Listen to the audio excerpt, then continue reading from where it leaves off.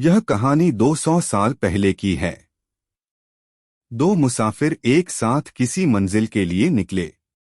एक का नाम था लाभ सिंह और दूसरे का नाम था संतोष सिंह। दोनों एक साथ सफर कर रहे थे। दोनों में फर्क था स्वभाव का। जहां संतोष सिंह अपने नाम की तरह ही संतोषपूर्ण जीवन जीने वाला और दयालु था, तो लाभ सिंह स्वभाव से बहुत कंजूस और लालची स्वभाव का था। दोनों कई दिनों से लगातार सफर कर रहे थे, इसलिए थकान और भूख से दोनों की हालत खराब हो गई थी। दोनों चलते चलते एक गांव तक आ पहुंचे। वहां उन्होंने एक गरीब साधारण सी बूढ़ी औरत के घर पर जाकर उसे आराम करने के लिए पूछा। बूढ़ी औरत स्वभाव से अच्छी थी। उसने दोनों को आराम करने की जगह दे दी और उनकी हालत देखकर उन्हें खाना भी खिला दिया।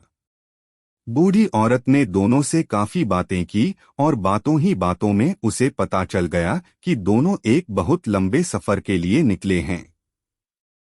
अगले दिन जब दोनों मुसाफिर अपने सफर के लिए जाने लगे, तब उस बूढ़ी औरत ने दोनों को सफर में खाने के लिए रोटियां बांध कर दी। बूढ़ी औरत ने संतोष सिंह को 3 रोटियां बांधी और लाभ सिंह को 2 रोटियां बांधी। उसने ऐसा इसलिए किया क्योंकि उनके साथ की गई बातों से वह दोनों के स्वभाव को अच्छे से जान चुकी थी।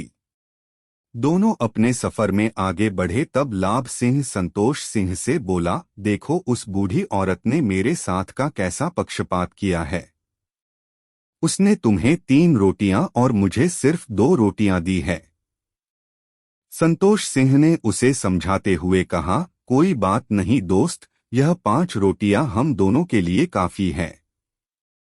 शायद हम इतनी खा भी नहीं पाएंगे। अगर तुम्हें लगेगा कि तुम्हें और चाहिए तो हम मेरी तीसरी रोटी को आधी बांट कर खा लेंगे। दोनों ने अपना सफर जारी रखा। अगले दिन वो एक जंगल के पास तालाब देखकर वहां आराम करने के लिए रुके और वहीं पर उन्होंने अपनी रोटियां खाकर पानी पीकर थोड़ा आराम करने का मन बनाया। उन दोनों ने अपनी रोटियां खानी शुरू ही की थी कि तभी वहां एक और तीसरा मुसाफिर जिसका नाम आनंदलाल था आ गया। आनंदलाल दोनों से बोला, दोस्तों मैं बड़े लंबे सफर पर निकला हूँ और अब इस बड़े से जंगल में पूरे 40 घंटों से सफर कर रहा हूँ। यहाँ आसपास कोई घर नहीं है जिससे मैं खाने के लिए मदद मांग सकूं। अगर आप लोग मुझे अपने साथ खाना खाने दे तो मैं उसका मोल जरूर चुका दूंगा। लाभ सिंह तो चुप था, लेकिन संतोष सिंह उससे बोला, कोई बात नहीं, आओ तुम भी हमारे साथ खा लो। हमारे पास कुल 5 रोटियां हैं और इन 5 रोटियों में हम तीनों का पेट अच्छे से भर जाएगा। संतोष सिंह ने कहा ही था कि आनंदलाल तुरंत उनके साथ रोटियां खाने के लिए बैठ गया। संतोष सिंह ने सभी रोटियों को तोड़कर 3-3 हिस्से किए। इस तरह सभी 5 रोटियों के 15 हिस्से हो गए और सभी ने 5-5 बांटकर खा ली।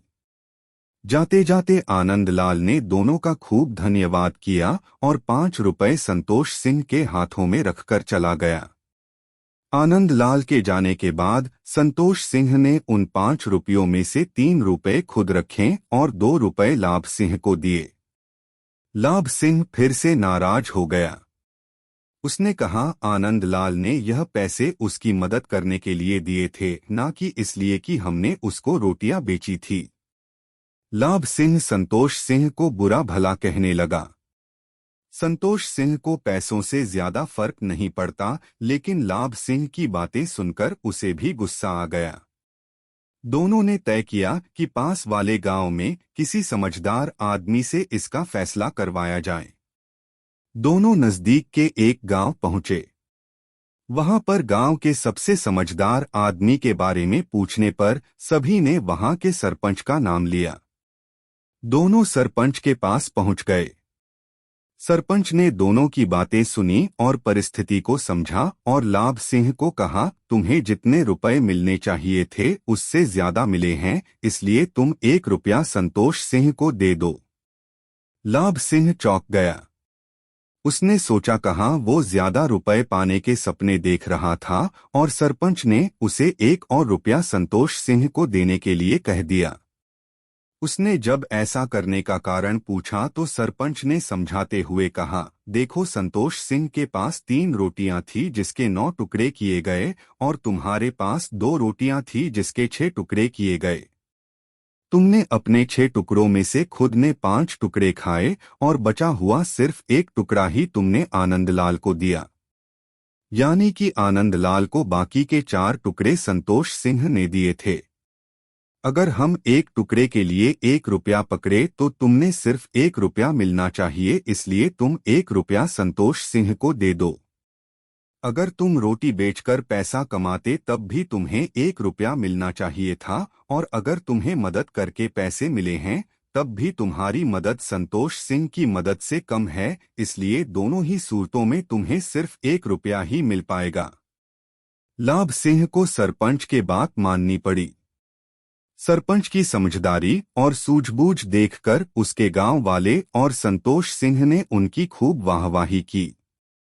लाभ सिंह को अपने लालच की कीमत चुकानी पड़ी।